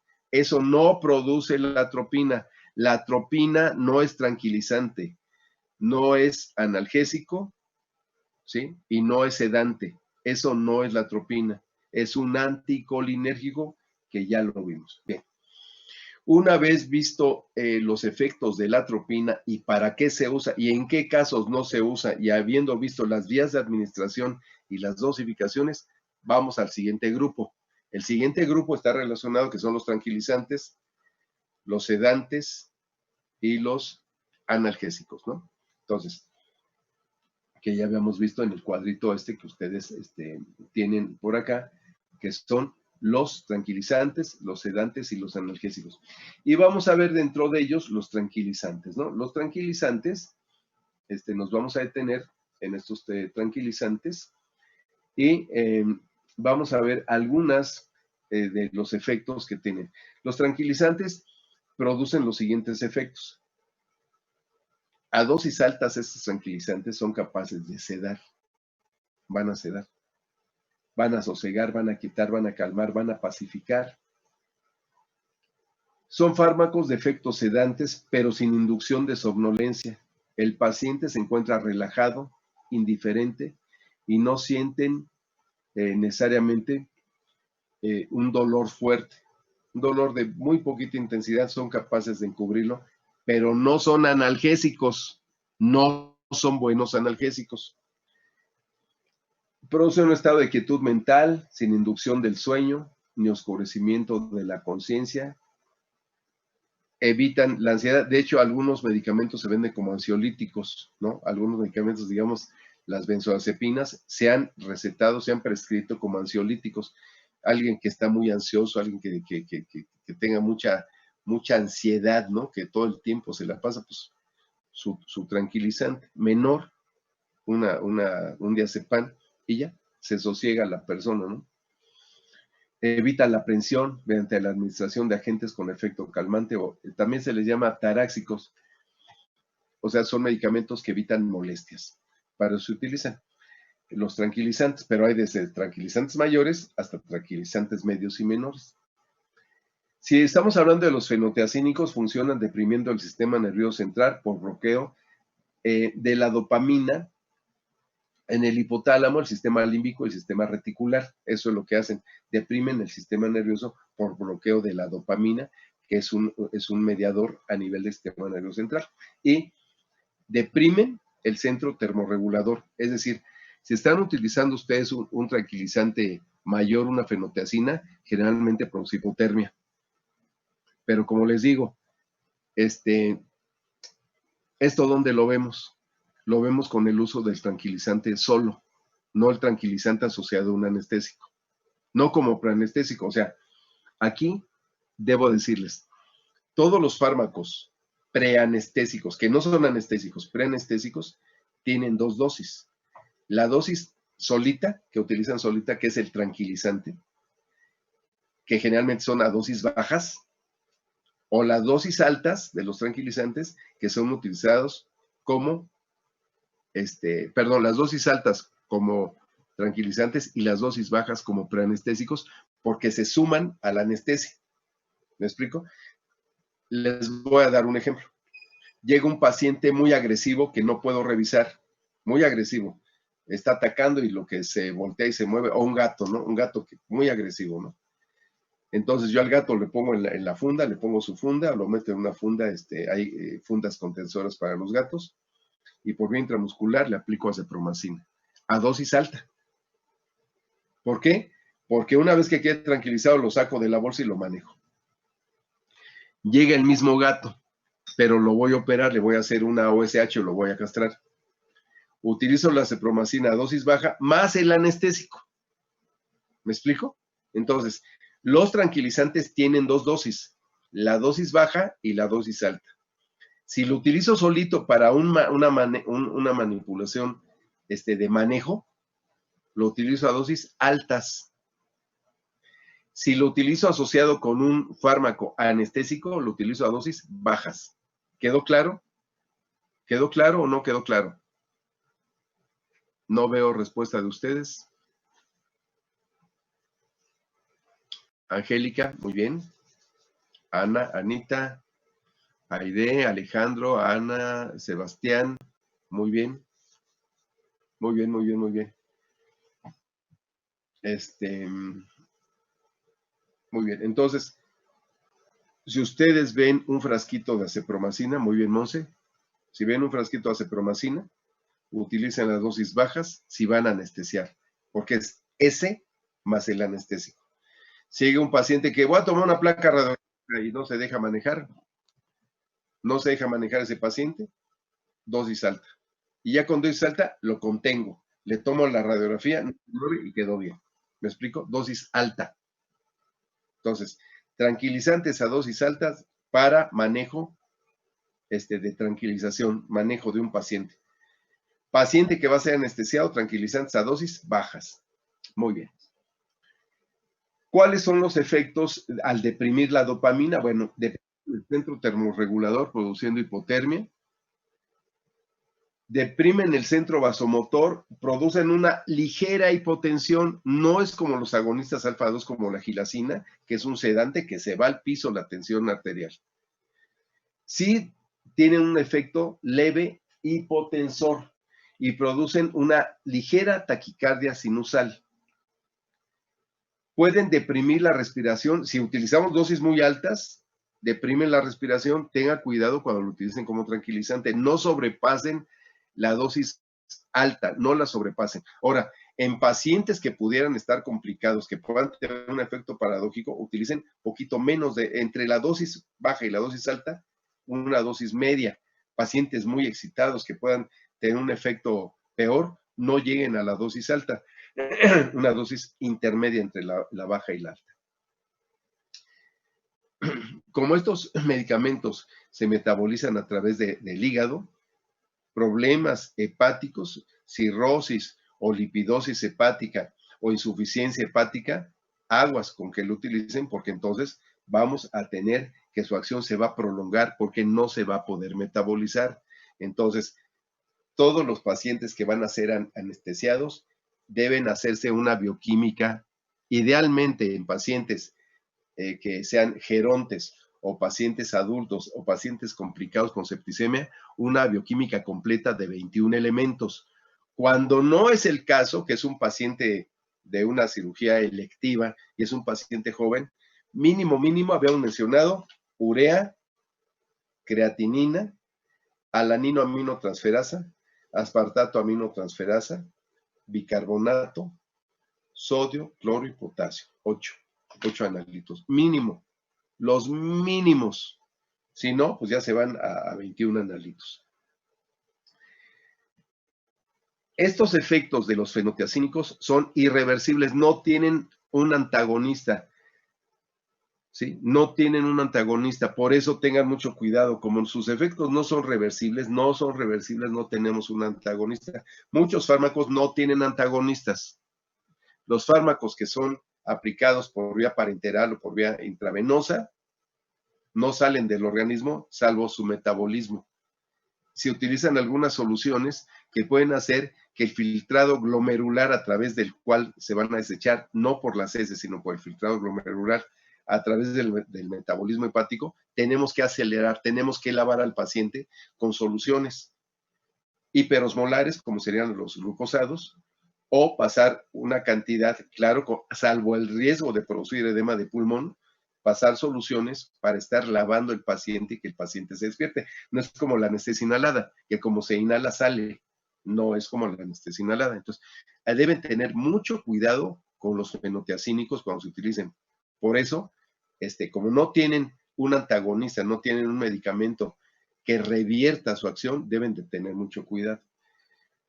Las butirofenonas, que es el droperidol, que generalmente, bueno, la doctora si lo está usando, se usa en combinación con un narcótico, el fentanilo, que ahora es tan común, está produciendo muchas muertes en jóvenes, tengan mucho cuidado porque es muy adictivo. No lo usen ustedes, no lo usen más que para sus pacientes. Y se puede producir la neuroleptoanalgesia, que es una cosa como anestesia disociativa, al utilizar el fentanilo con la ketamina. Producen un efecto de neuroleptoanalgesia. Pero más adelante lo vamos a ver porque se utiliza un opioide también. Lo bueno del droperidol es que no produce una depresión respiratoria, sin embargo, no debe usarse en gatos porque produce tremores musculares e hiperexcitabilidad. Entonces, no utilicen las butirofenonas, que es el droperidol, no se usa en gatos, no se usa en gatos el droperidol, pero les menciono, no creo que tengan un gran acceso, aquí sobre todo en México, al droperidol, a las butirofenonas. Y bueno, entonces tenemos y luego tenemos las benzoazepinas. El diazepam fácilmente lo pueden encontrar con una recetita, lo pueden adquirir con el nombre de diazepam, así se llama diazepam. Actúa a nivel del sistema límbico, el tálamo y el hipotálamo. Actúa a nivel de la médula espinal y la formación reticular. Es el diazepam de todos los tranquilizantes, ni la cepromacina, ni el droperidol les dan el grado de relajación muscular como el diazepam.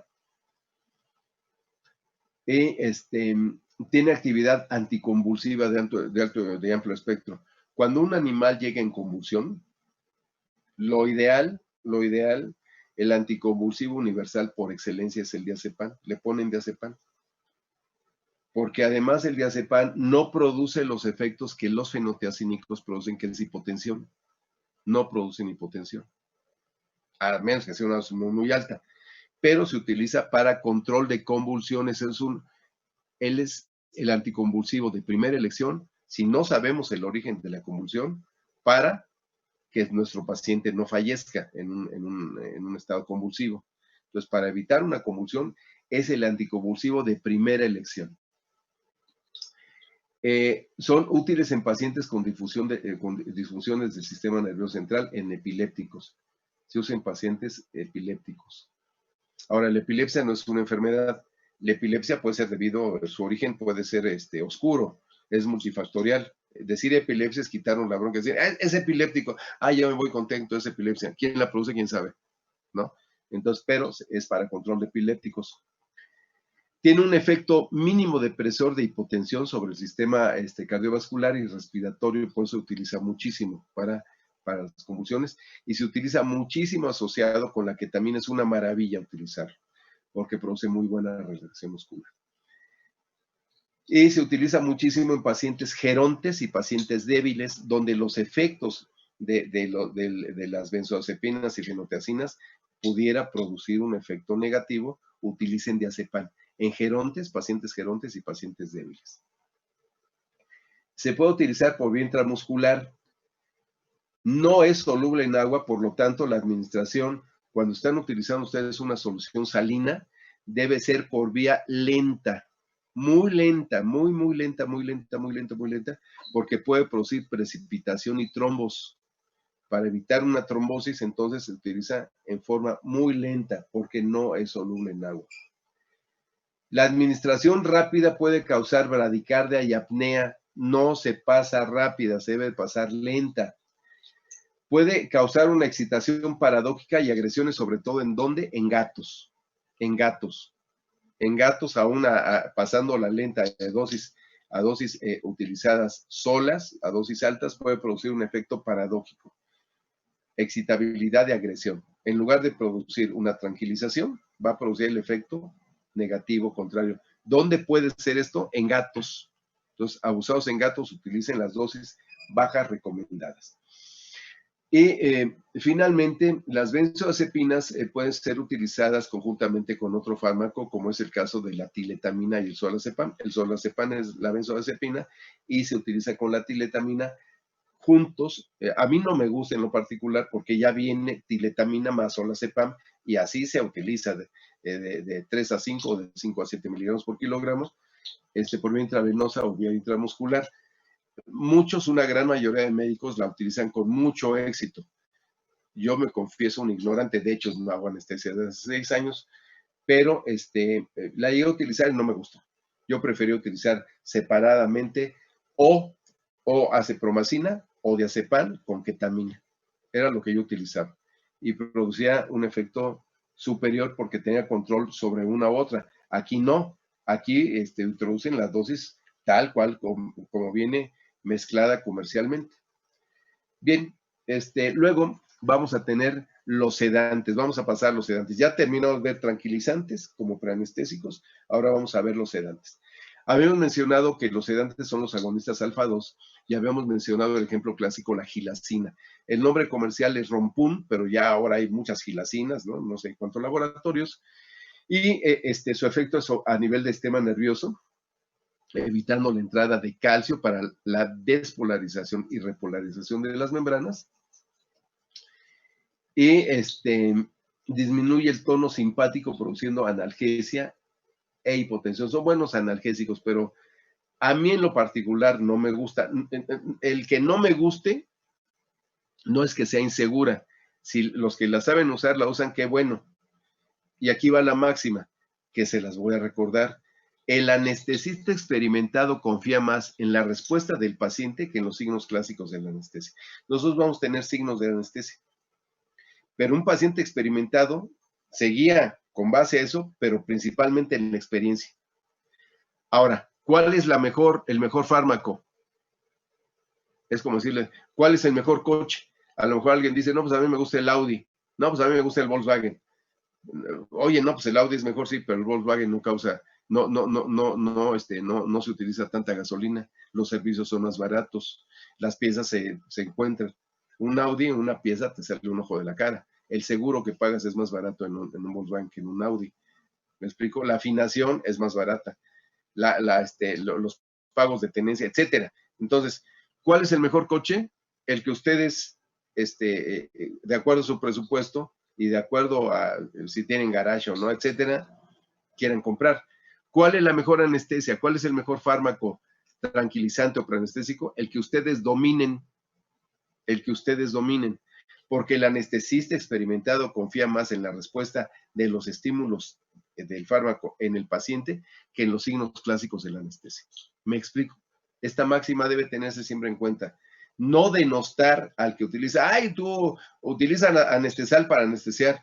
Bueno, y si viven, y tú utilizas isoflorano y se te mueren, entonces, ¿dónde quedó la seguridad? Entonces, la mejor anestesia es la que ustedes dominen, es la mejor anestesia. Aquí vamos a ver todas y ustedes elegirán para cada caso cuál es la que dominan y pueden utilizar en ese caso. Bien, la gilacina no nada más produce hipotensión, sino que disminuye los movimientos gastrointestinales y puede llegar a causar dilatación gástrica. Entonces, abusados cuando utilicen la gilacina. Sí tiene un antagonista, de hecho tiene dos antagonistas. Uno es el hidrocloruro de yoimbina a dosis de 0.12 miligramos por kilogramo y la 4 aminopiridina en dosis de 0.1 a 0.3 miligramos por kilogramo. ¿Dónde se utiliza ampliamente la gilacina? En los zoológicos, en fauna silvestre. Ahí se utiliza ampliamente la gilacina. Porque si hay una depresión del sistema cardiovascular y se empieza a producir una dilatación o empieza a haber una gran hipotensión por vía intravenosa, podemos poner yoimbina o aminopiridina y el paciente se levanta de inmediato. Si ustedes ven programas de Animal Planet donde están anestesiando elefantes, que los tiran, los tumban, ¿no? Los manejan, los derriban con gilacina.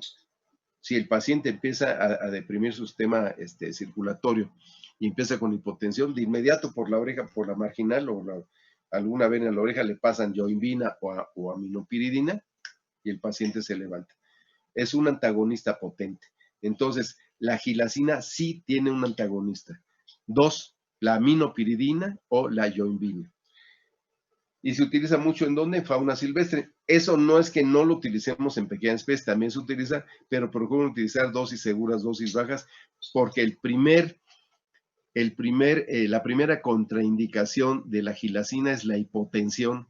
Es la primera contraindicación de la gilacina. Más que la dilatación gástrica, es la hipotensión. Entonces, mucho cuidado con la gilacina.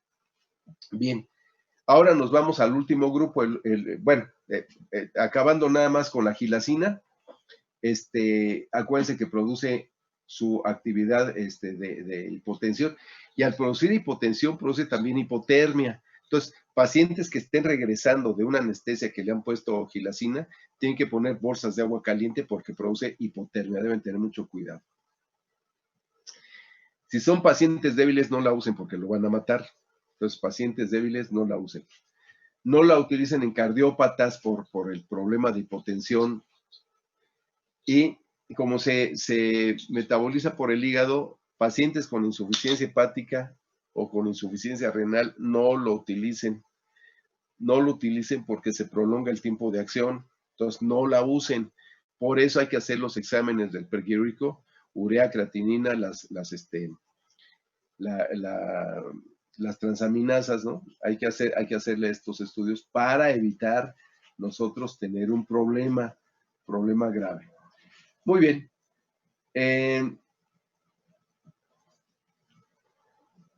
Vamos a ver ahora, nos detenemos aquí para ver la neuroleptoanalgesia y la anestesia disociativa. Y como neurolépticos tenemos, viene del griego neurón, que quiere decir nervio, y lambanein, que quiere decir coger. Y la traducción de un neuroléptico sería el medicamento, o la suma de medicamentos, o la combinación de medicamentos que va a calmar la agitación y la hiperactividad neuromuscular. Es lo que va a hacer. La neuroleptoanalgesia es un estado de tranquilidad profunda, tranquilización profunda, aunado a una analgesia. Tranquilización más analgesia.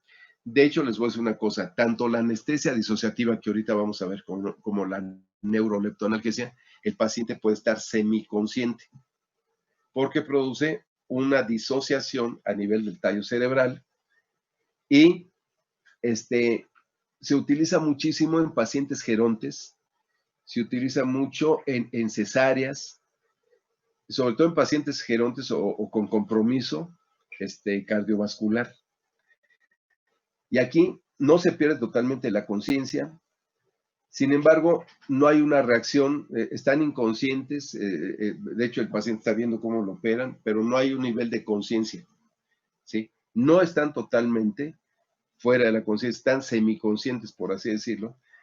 ¿Y cómo se hace una neuroleptoanalgesia? Van a combinar un tranquilizante, principalmente una butirofenona. ¿Cuál? El droperidol, que generalmente, bueno, salvo la doctora que tiene acceso, no todos tenemos acceso al droperidol. O un sedante. ¿Cuál es un sedante? ¿Se acuerdan los sedantes? Gilacina. Es un sedante, un agonista alfa-2. Más un analgésico opioide. Tiene que ser un analgésico opioide. Por ejemplo, un derivado de la morfina. Y como les mencioné al principio, los derivados de la morfina, la oximorfona o la morfina, por así decirlo, no se venden en las tienditas de la esquina. Se venden en el mercado negro y están etiquetados para el sector salud. O sea que utilizar uno de estos medicamentos, si les caen, se van directo a la cárcel. Entonces, como una cuestión anecdótica, tenemos que ver la definición de neuroleptoanalgesia. ¿Y cómo se logra? Anótenle porque es pregunta de examen. ¿Cómo hacemos una neuroleptoanalgesia? es la suma de un tranquilizante, que en este caso es una butirofenona, ¿cuál? El droperidol, más un analgésico opioide, que es un derivado de morfina, o un sedante, que en este caso es la gilacina, más un analgésico opioide, que en este caso es un derivado de la morfina. El efecto sumatorio, acuérdense que el sedante no es anestésico. El derivado de la morfina es un analgésico, pero tampoco es un anestésico. El efecto del analgésico con el sedante nos da una disociación a nivel del tallo cerebral. Y es lo que está produciendo la neuroleptoanalgesia. O un tranquilizante medio, que es el droperidol, más la morfina, que es un analgésico. Y de esta forma se logra la neuroleptoanalgesia.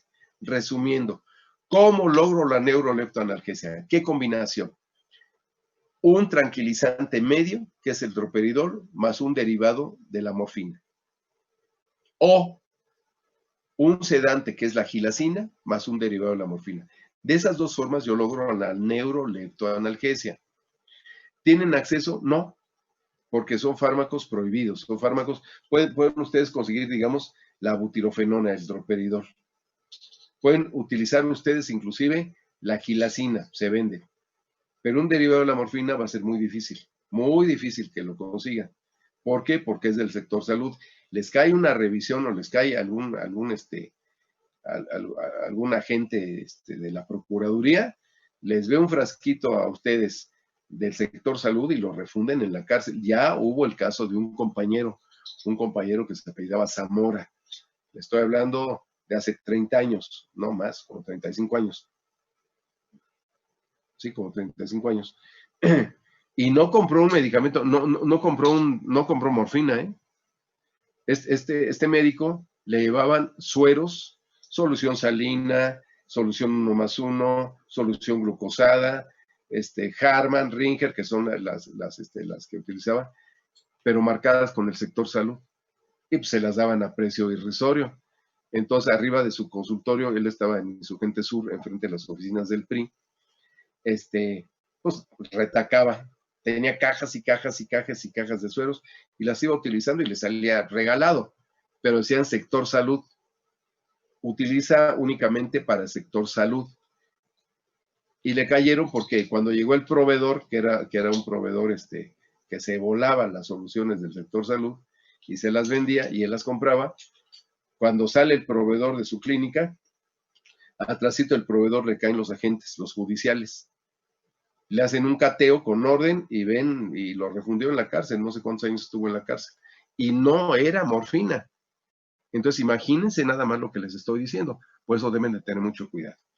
Bien, y finalmente la anestesia disociativa, que se las voy a mencionar, pero la vamos a profundizar, no la siguiente clase porque le toca a la doctora 4 horas, si las utiliza bien, si no, yo la completo con la anestesia disociativa. Y la anestesia disociativa se logra utilizando una fenciclidina, que en este caso es la ketamina, más un tranquilizante o un sedante. Un tranquilizante que puede ser, fíjense, puede ser acepromacina, o droperidol, o diazepam, o midazolam, más ketamina, o gilacina más ketamina. Y es una anestesia disociativa. Y a todos estos fármacos pueden tener ustedes acceso. Tienen acceso a acepromacina, droperidol con sus reservas, midazolam, bueno, este es escaso, y diazepam, que sí pueden tener acceso, más ketamina, o gilacina más ketamina. Y esto produce exactamente lo mismo, que produce un estado de indiferencia e incapacidad para integrar, clasificar y reaccionar a los estímulos del medio. Se disocia totalmente el medio, pero hay una semiconciencia. Bien, hemos llegado, estamos a 1 minuto de terminar, ya estamos casi a las 10, son 8:59 y fracción de segundo.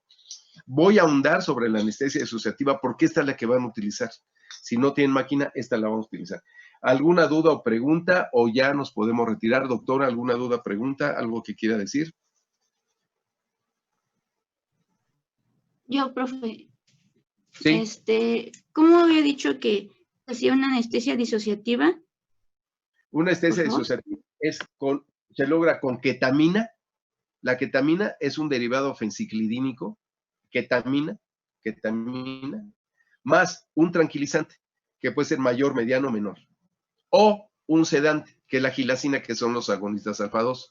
Entonces, la ketamina más un tranquilizante se logra la anestesia disociativa, o la ketamina más un sedante, que es la gilacina.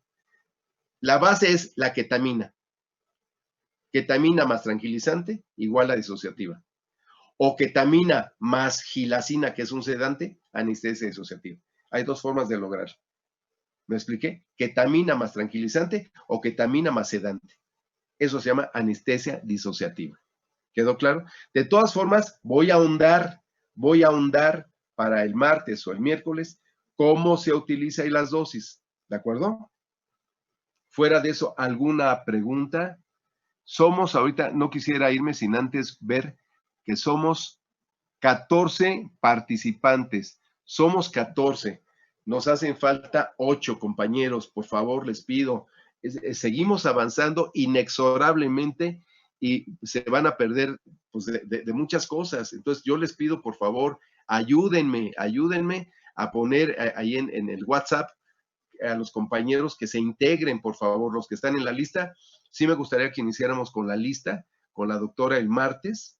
Creo que ya se desconectó la doctora Leslie, pero el martes tenemos clase a las 7 y vamos a pasar la lista, no para poner asistencia, sino para saber quiénes faltan. Entonces, no me resta más que despedirme de ustedes, desearles un bonito fin de semana, estudien y nos vemos el siguiente martes. Ana, gracias. Sebastián, Angélica, Monse, Montserrat, Alejandra, Anita, gracias, Eunice. Muy bien. Feliz fin de semana. Que la pasen muy, muy, muy bien.